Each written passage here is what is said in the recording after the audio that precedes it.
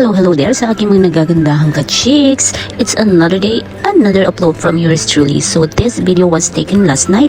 Actually, wala kaming kaplano-plano lumabas. Alam niyo yung pagkapag day off nyo dito, tapos wala kayong maisipang gawin kundi ang kumain.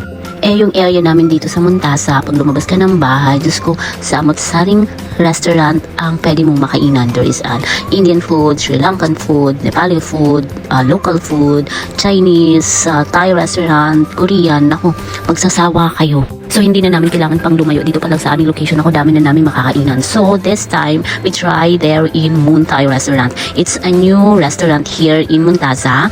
It's legit. Malapit siya sa Brewster restaurant. Yung may unlimited wings, chicken wings. Yun, malapit siya doon. Bago lang siya, parang 4 months pa lang siyang nagraran, sabi nung may-ari. So, syempre, dahil ako naman is hindi talaga familiar sa pagkain ng Thai, tanong na kami dun sa cook nila, and at the same time, yung mga cook and kanilang mga staff, they are from Thailand. Yes, tapos yung may-ari, naku, napakababait, sobra napaka-accommodating nila. So, ayun na nga, nakita niyo naman yung aming mga kinain. Hindi ko na kasi alam yung mga pangalan ng mga yan. Kapag nadalaw kayo dyan sa Moon Thai restaurant dito sa Montasa, alamin niyo na lang. Basta meron siyang chicken feet. Tapos yung in-order ko na rice, yun ay shrimp tom yum fried rice. Yun lang yung natandaan ko. Ay, the best. Ang sarap as in, sobra. Tapos yung may chicken feet na yan. Nakalimutan ko kasi yung pangalan niya, pero the best as in. Parehas kami ni Cristel, ang sarap. Isa lang yung sinasabi namin habang kinakain namin yung chicken feet. Yung noodles niya, sobrang refreshing. Tapos kasi nga may mga bay leaves din siya. Ang dami niyang mga gulay-gulay. Kaya talagang sobrang refreshing nung pagkain mo. Huwag mo na nga lang hihigupin nung sabaw kasi medyo maalat siya. Siguro kasi yung pagkain nun is hindi talaga literally na isinasama yung noodles doon sa soup.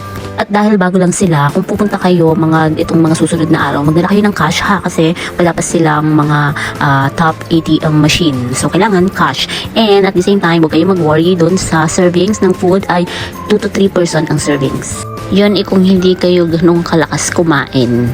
Yung tipong kaya nyong utay-utay ng food.